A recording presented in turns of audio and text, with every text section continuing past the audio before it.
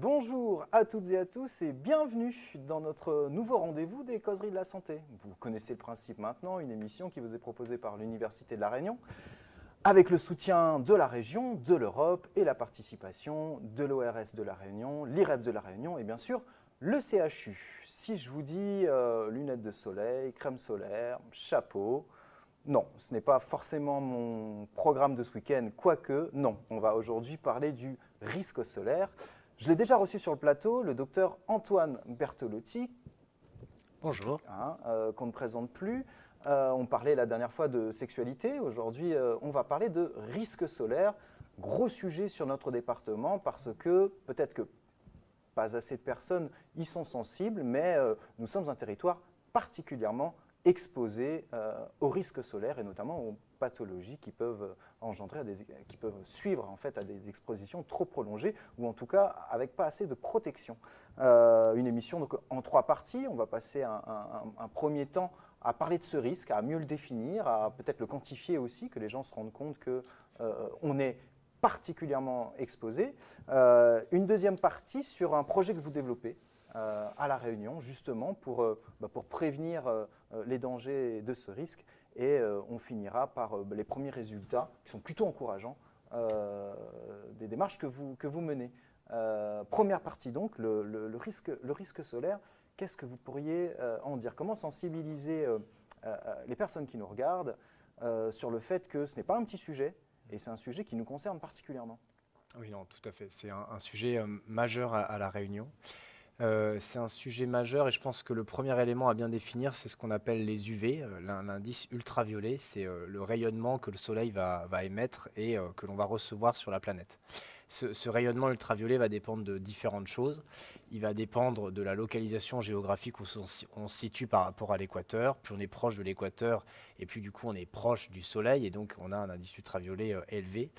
Et puis, plus on est en altitude et plus on va être à nouveau proche du Soleil, même si ça se joue à quelques centaines ou milliers de mètres, au final, ça suffit malgré la distance assez époustouflante qu'on peut avoir avec le Soleil. Et donc, à travers cette première diapositive, ce que je voulais mettre en évidence, c'est que les indices ultraviolets, communément, sont classés de 1 à 11, mais vous allez voir qu'ils peuvent monter bien au-delà. Et selon ces indices ultraviolets, on va avoir un certain nombre de protections qui va être préconisées, recommandées par les autorités sanitaires. Donc quand on a un indice ultraviolet de 1-2, finalement, on peut aller dehors sans problème. Mais vous voyez que dès l'indice ultraviolet de 3, il va falloir déjà commencer à envisager d'avoir des manches longues éventuellement, d'avoir une casquette, d'avoir des lunettes, d'avoir de la crème solaire. Et puis lorsqu'on arrive sur des indices ultraviolets, là, il faut vraiment s'efforcer, voire s'obliger à le faire, parce que sinon on va prendre des risques par rapport à sa peau. Euh, la Réunion, Oui, peut-être juste avant, ouais. pour essayer d'illustrer un peu, alors un indice d'UV de 1-2, ça pourrait correspondre à quoi? C'est tôt le matin, c'est... Alors, les indices ultraviolets, en général, quand ils sont affichés, comme on peut le voir sur cette carte à La Réunion, ils sont affichés à midi, ou au moins au midi D'accord. solaire, c'est-à-dire au moment de la journée où il va être le plus important.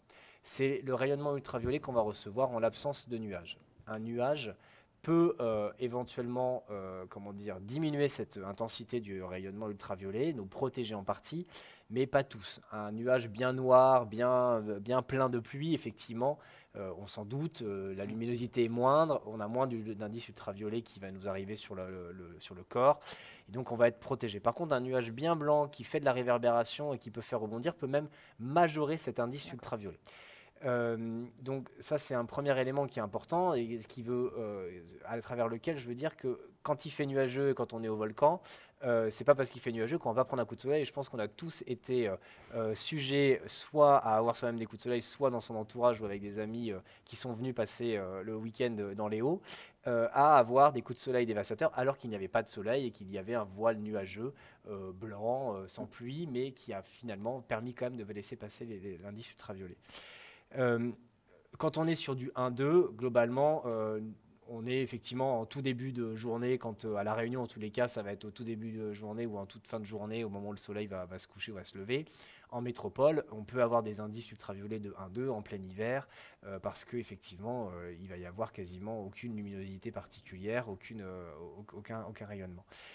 Par contre, ce qu'on constate, c'est comme vous le voyez sur cette carte, je vous parlais de 1 à 12, vous voyez déjà là, même si ça remonte à quelques années, 16 novembre 2014, je vous assure que je pourrais remettre à jour la carte, Elle aura pas on aurait changé. exactement la même, en particulier en ce moment, en novembre, décembre, janvier ou février.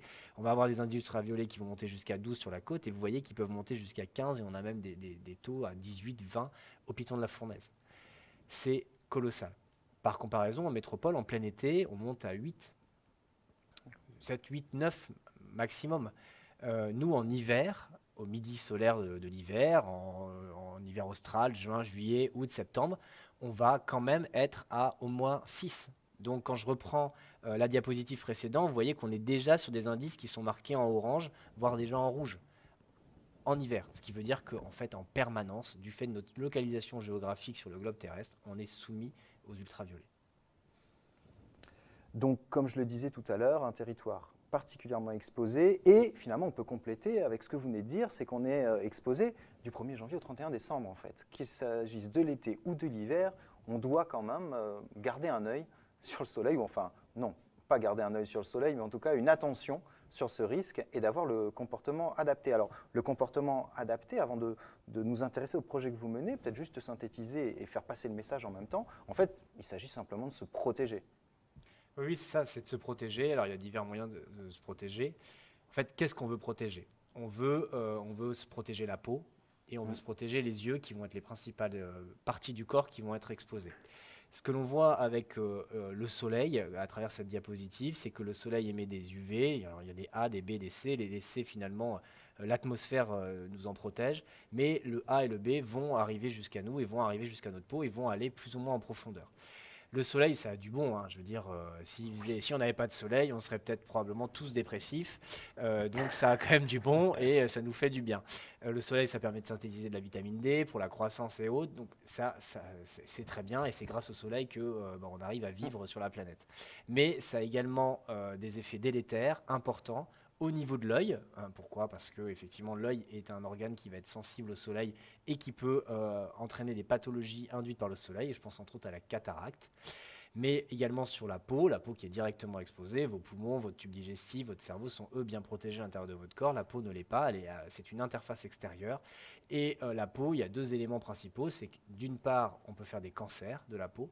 Et d'autre part, vous allez avoir la peau qui va vieillir. Plus vous avez été exposé au cours de votre vie par du soleil, plus votre peau va vieillir vite. Et on a plusieurs cas de jumeaux qui ont vécu l'un dans des zones plutôt froides et l'autre plutôt dans une zone tropicale ou chaude, où alors qu'ils ont exactement le même code génétique, se retrouvent à avoir un vieillissement de 5, 10, 15 ans d'écart parce qu'ils ont été exposés de manière plus chronique au soleil.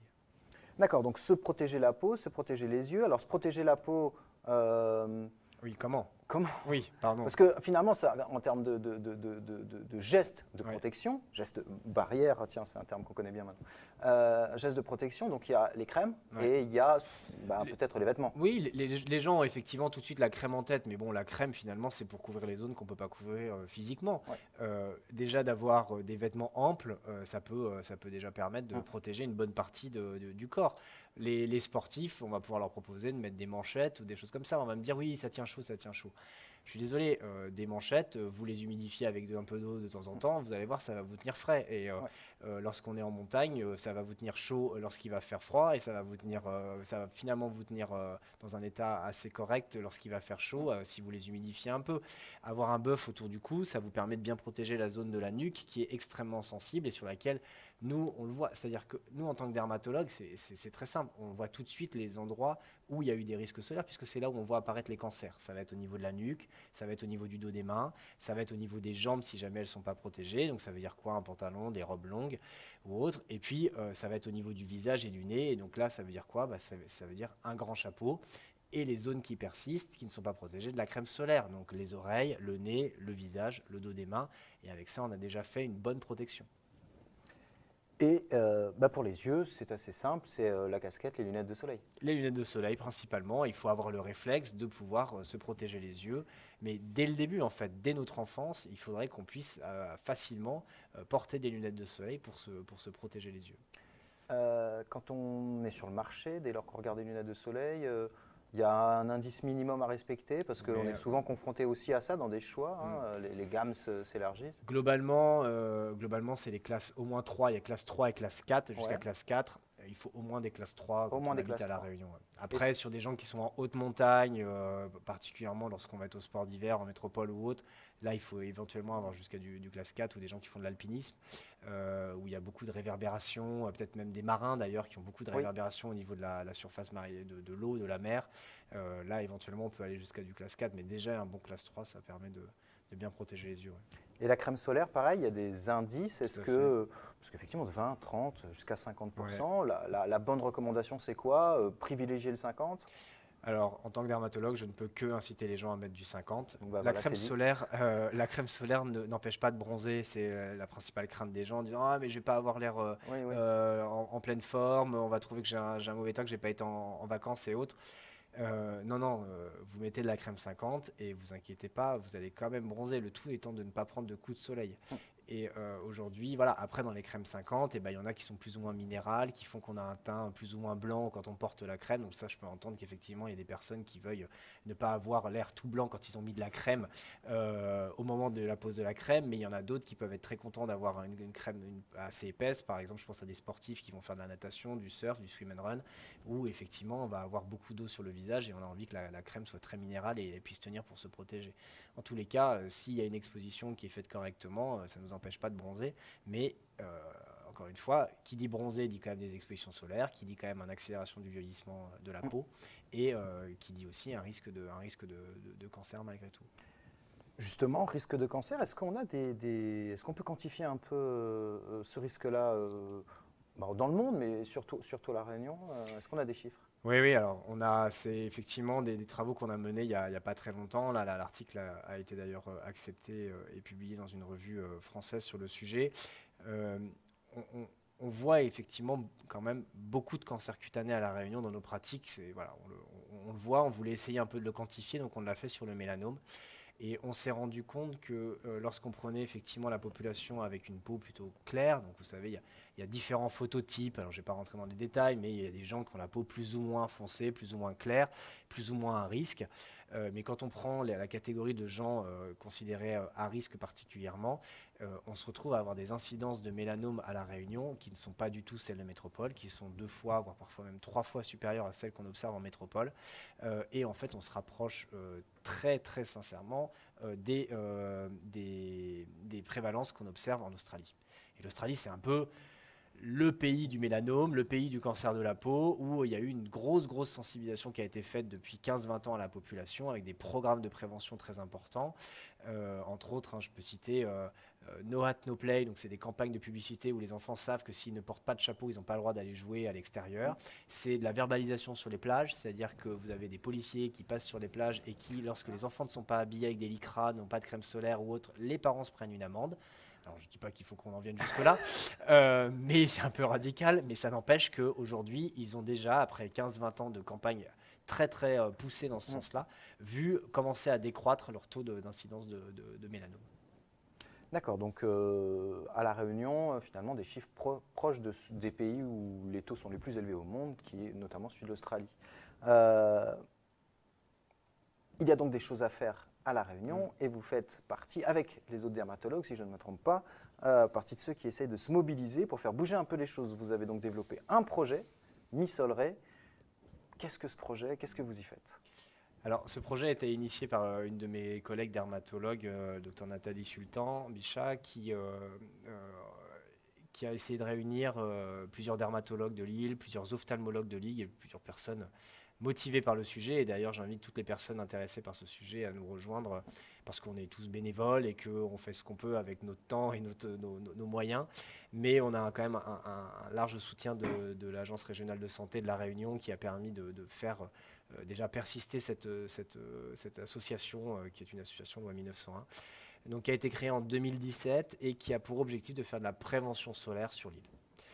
C'est le principal objectif. Donc aujourd'hui, on a commencé dans les écoles, dans lesquelles aujourd'hui on couvre 175 écoles primaires, normalement, si je ne dis pas de bêtises, Donc on a commencé à 10 écoles, puis 25, puis 55, puis 90, puis maintenant on est monté jusqu'à 150, plus de 150, 170. Et qu'est-ce qu'on fait? Ben, on passe dans les écoles au moins une fois. On va former de plus en plus en fait une classe ambassadrice, donc souvent une classe de CM1 ou de CM2 avec lesquelles on va passer une heure à leur parler de la prévention solaire, les bienfaits, les méfaits, les solutions.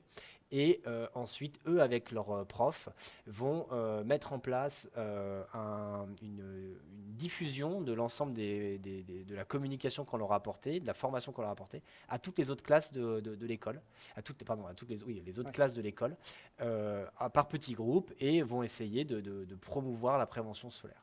Donc on essaye d'y apporter également avec des partenariats pour obtenir des crèmes solaires ou avec des casquettes pour pouvoir effectivement continuer à diffuser l'information de façon à ce qu'ils puissent se protéger. Et donc ça rencontre quand même un assez vif succès. Et puis ce qui est très intéressant, c'est qu'on se rend compte que les enfants, ils absorbent tout ce qu'on leur dit, ils les appliquent, souvent bien mieux que les parents, ils sont assez moteurs. Mais il n'empêche qu'on a quand même besoin que les parents soient informés. Donc on fait passer des mots dans les cahiers des enfants, parce que c'est quand même eux qui vont mettre un tube de crème solaire dans le sac des enfants. C'est quand même eux qui vont rappeler l'enfant de mettre la casquette dans le sac pour qu'il puisse la mettre pendant la cour de récréation. Mais voilà, tout ça c'est en train de prendre petit peu par petit peu. On a beaucoup d'espoir pour la suite, parce que pour le mélanome entre autres, donc qui est le cancer le plus grave au niveau cutané, et celui dont en général on a tous un peu entendu parler, le principal facteur de risque, c'est les coups de soleil pendant l'enfance, c'est l'exposition solaire qu'on a pris pendant l'enfance. Et donc clairement, si nos enfants, nos petits réunionnais se retrouvent face au soleil, prennent des coups de soleil au cours de leur enfance, ils ont un surrisque majeur de faire un mélanome dans quelques années. D'accord. Dans ce projet, alors je trouve que pourrait être intéressant de le souligner, au-delà de l'aspect de sensibilisation en direct auprès des élèves, je crois bien, vous m'arrêtez si je dis des bêtises, mais il y a eu aussi une action sur l'environnement. Je crois qu'il y a des capteurs qui ont été mis, et on essaye aussi de les sensibiliser à cette heure de avec des tablettes qui affichent l'indice de rayonnement, c'est ça? Oui, c'est ça. C'est-à-dire qu'on a fait on a fait quelques partenariats avec quelques mairies, principalement la mairie de Saint-Paul, mais d'autres mairies vont pouvoir nous suivre également, on l'espère là-dessus. C'est d'installer finalement des grandes tablettes sur lesquelles il peut y avoir des petits clips vidéo qui passent pendant la récréation et qui sont adaptés à l'indice ultraviolet. Voilà, donc il y a des capteurs en forme de tablette. On a fait aussi des feux signalétiques rouge, orange ou vert qui s'allument en fonction de l'intensité de l'indice ultraviolet, et qui du coup signalent aux enfants que là encore, peut-être qu'à 10 heures, ça va encore, il n'y a peut-être pas tant besoin de se protéger, et encore peut-être en hiver. Par contre, dès qu'il est midi, à la pause du repas, il faut absolument faire attention. Le souci qu'on a, c'est qu'aujourd'hui, les réglementations de construction des écoles, elles dépendent de la loi française, qui est appliquée principalement du coup en métropole. La taille des préaux est adaptée à ce qui est demandé en métropole, mais n'est pas du tout adaptée aux besoins que l'on a à La Réunion. Tendre des toiles, c'est possible, mais quand il y a des cyclones, c'est compliqué à démonter. Les arbres, il y a toute une réglementation par rapport aux arbres qui vont entraîner des branches avec des risques par rapport pour les enfants. Et les entretiens. L'entretien, etc. Donc c'est très compliqué, parce que c'est important, c'est un problème de santé publique, et on est confronté à plein de barrières administratives, que j'entends pour plein d'autres raisons. Mais voilà, on a eu aussi certains éléments où on a dit on va mettre de la crème solaire dans les sacs des enfants, et les profs nous ont dit mais moi j'ai pas le droit d'appliquer de la crème solaire sur les bras des enfants, parce qu'on va me reprocher de faire de l'attouchement sexuel sur les enfants. Donc tout le monde est de bonne volonté, mais effectivement il y a plein de freins, il y a plein de barrières à ces éléments. Mais petit à petit, vous avancez et vous trouvez des façons en fait, d'avancer sur ce sujet-là. On peut rêver qu'un jour, on reçoit une notification en fonction de là où on est, qui nous donne un signal rouge, vert, en fonction de l'ensoleillement. Exactement. Il y a eu un projet qui a été fait, alors pas avec Mission Soleil Réunion, mais avec l'association nationale, où ils ont mis différents capteurs sur différents toits d'établissements scolaires, et pouvaient donner en direct l'intensité ultraviolet de la zone. Ça aurait le mérite de se développer. On a d'ailleurs commencé un peu à travailler avec des classes de technologie avec l'IUT de Saint-Pierre. Bon, le projet n'a pas pour l'instant abouti, mais ce serait de pouvoir équiper plus largement les établissements de petits dosimètres, c'est-à-dire de capteurs qui récupèrent l'intensité ultraviolette, pour pouvoir le signaler aux usagers autour. Mais ce serait vraiment chouette parce que du coup, en fonction de ça, ça sensibiliserait davantage les gens à la protection. Effectivement, avoir un signal qui signale l'ensoleillement dangereux C'est ça. permettrait finalement d'y penser et de faire le nécessaire avec les enfants. Vous avez parlé effectivement d'un certain nombre de freins, mais ça ne vous empêche pas d'avoir des résultats. Vous commencez à en avoir quelques-uns. Je l'ai dit en début d'émission, des résultats plutôt encourageants. Où en êtes-vous alors ?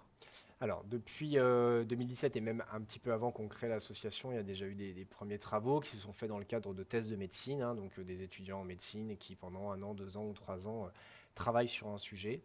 Voilà, là, je vous ai listé quelques noms de nos jeunes collègues qui sont maintenant médecins, le docteur Monnier, Breton, Marx, Yapchim ou Hamouk.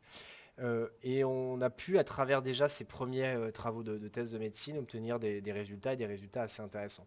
Il y a une première étude assez originale qui, dans cette école, on a fait de la prévention, on a fait ce que je vous ai expliqué tout à l'heure, passer dans les classes avec une classe ambassadrice, éventuellement déposer des casquettes, déposer des crèmes solaires. Et on a regardé à la fin de l'année, comme ça, de manière non organisée. On est passé dans les cours de récréation avec l'autorisation des parents, bien entendu, hein, et du rectorat. On a pris une photo de l'ensemble de la cour de récréation. On a regardé le nombre d'enfants qui portaient des casquettes. Et puis on a fait pareil dans des écoles, à peu près au même niveau, pas très loin de la précédente, mais qui n'avaient pas participé au programme. Et on a regardé aussi le nombre d'enfants qui portaient une casquette. Et là, c'était assez considérable la différence, puisqu'on était entre 17 et 46% de port de casquette dans les classes dans lesquelles dans les écoles dans lesquelles on était passé, contre 0 à 6% spontanément dans les autres écoles. Donc, on passe qu'une seule fois parce qu'on n'a pas le temps de passer plus. Et juste avec ça, on constate déjà en une année qu'il y a déjà 20, 25, 30% en moyenne d'enfants qui adhèrent au système et qui du coup vont permettre de donner envie aux autres de le faire parce que bien entendu c'est des effets de mode. Bien sûr. Si jamais il y a une classe qui a des casquettes, l'autre classe va se dire ah moi je vais peut-être aussi mettre ma casquette et puis là en plus maintenant avec Mission Soleil Réunion on essaye avec les mairies d'avoir des budgets pour fournir des casquettes qui sont quand même de qualité, qui se déchirent pas au moindre problème, plutôt sombres pour éviter les taches et autres, très, très sobres pour éviter qu'il y ait effectivement des histoires de marques ou autres. Et du coup, oui, ça marche, ça fait un effet boule de neige. Et bien sûr, maintenant, on ne l'a pas refait cette étude, mais 5 ans après, dans ces classes-là, dans ces écoles-là, on observe clairement beaucoup plus d'enfants qui mettent des casquettes. Donc ça, c'est très intéressant. Donc ça, c'est sur les comportements. Sur les connaissances, on a fait des interventions on est passé dans les classes, on a posé des questions sur qu'est-ce qu'ils connaissaient des indices ultraviolets. On a bien entendu explicité ce que ça voulait dire en langage pour les enfants, quels étaient les bienfaits, quand est-ce qu'on pouvait s'exposer au soleil, quand est-ce qu'on pouvait pas, est-ce qu'en altitude c'était plus dangereux qu'au bord de la mer, etc. Et on les a interrogés avant de leur faire un petit topo pour répondre aux questions. On a fait le topo et 6 mois plus tard, on les a réinterrogés.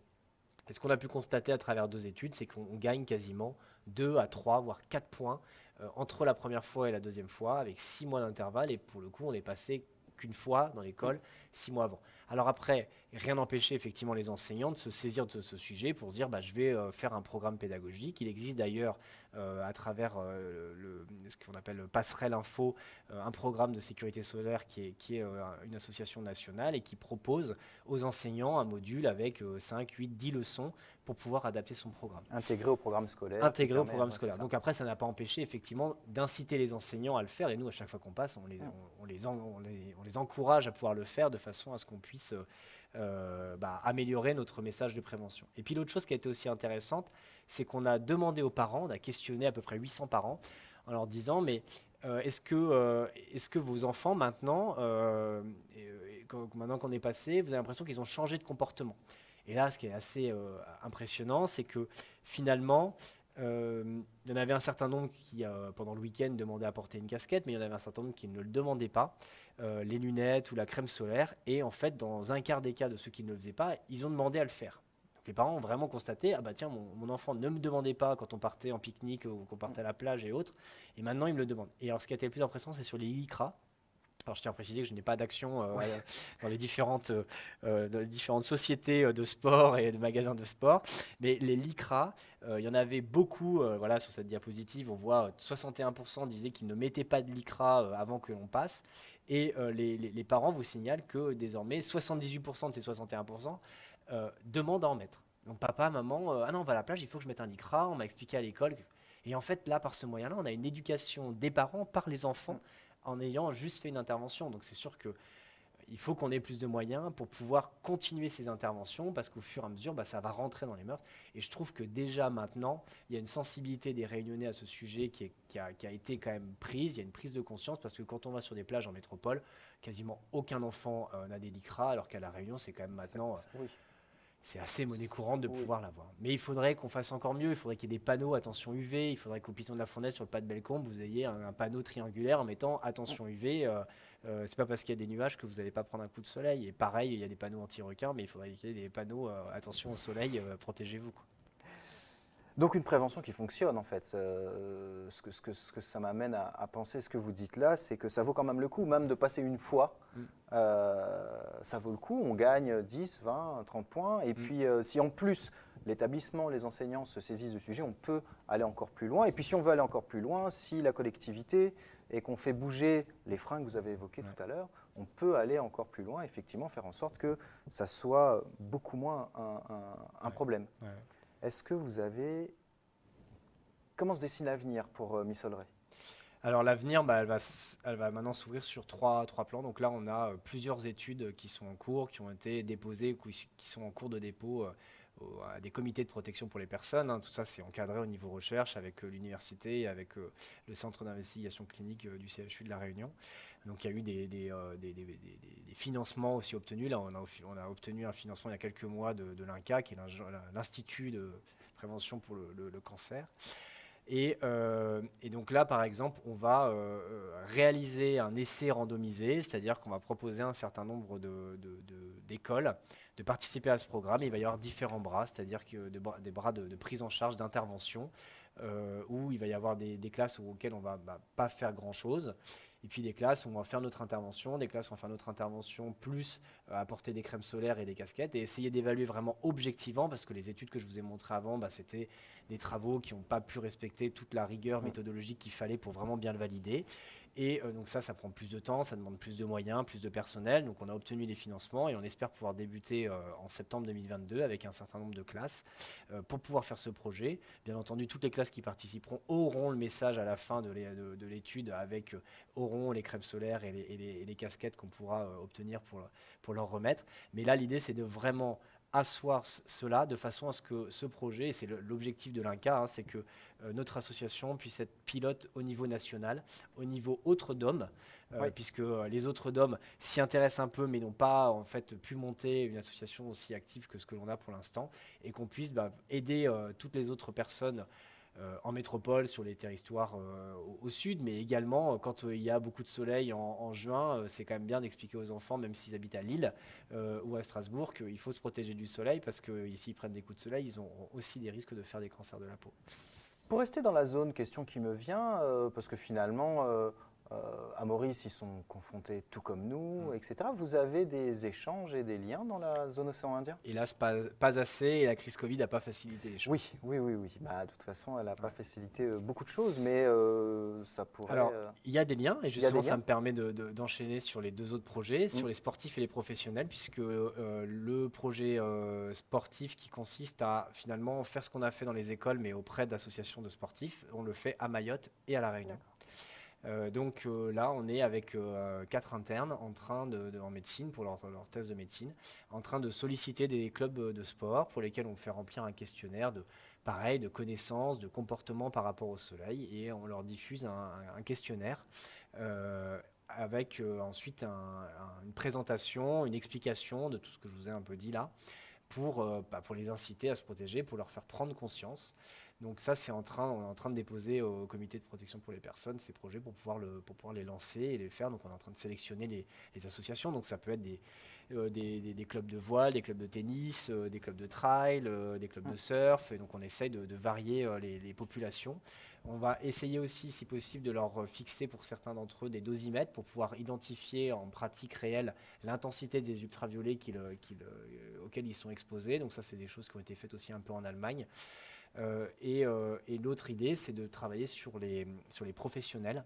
Et donc sur les professionnels, il y a deux travaux. Il y a la même chose que chez les sportifs, c'est-à-dire qu'on va solliciter, là on est en train de faire un partenariat avec une coopérative d'agriculteurs. On est en train de travailler avec la médecine du travail pour justement faire passer un questionnaire de connaissances et de comportement, leur exposer tous les risques et toutes les solutions à envisager, et 6 mois plus tard, leur redemander si, après juste cette intervention, il y a du mieux. Et l'autre étude qu'on fait sur les professionnels en lien avec l'ORS et puis la sécurité sociale, c'est qu'on aimerait pouvoir faire reconnaître en maladie professionnelle certains cancers de la peau, c'est-à-dire que peut-être que les gens qui ont fait exercer le métier de facteur, peut-être que des gens qui ont exercé le métier d'agriculteur ou qui ont travaillé dans le bâtiment, ils ont peut-être un cancer à 65 ans ou 70 ans de la peau parce qu'ils ont été exposés toute leur vie au soleil en lien avec leur métier et qu'ils seraient légitimes, comme les gens qui ont été exposés à de l'amiante, comme des gens qui ont été exposés à d'autres matières, d'être reconnus en tant que maladie professionnelle. Donc on est en train de travailler également avec une grosse équipe sur le sujet pour essayer d'identifier des éléments à travers chez des gens qui ont eu un cancer et l'imputabilité de l'exposition liée à leur métier pour le développement de ce cancer. Eh bien, de sacrées perspectives et pertinentes en plus. Notre émission touche à sa fin.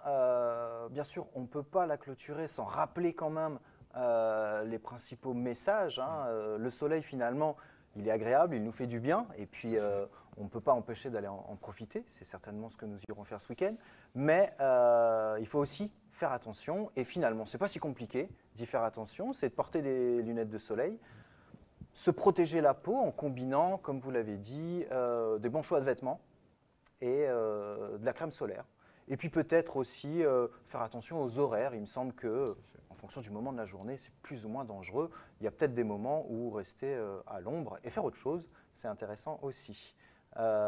Merci beaucoup d'avoir participé à cette émission, de nous avoir exposé tout ce que vous faites. Et merci aussi pour ce que vous faites, parce qu'avec les résultats que vous avez exposés, on voit bien que ça fait avancer les choses sur notre territoire. À bientôt pour une prochaine émission. Merci à vous de nous avoir suivis. À très bientôt pour des prochaines causeries. Au revoir.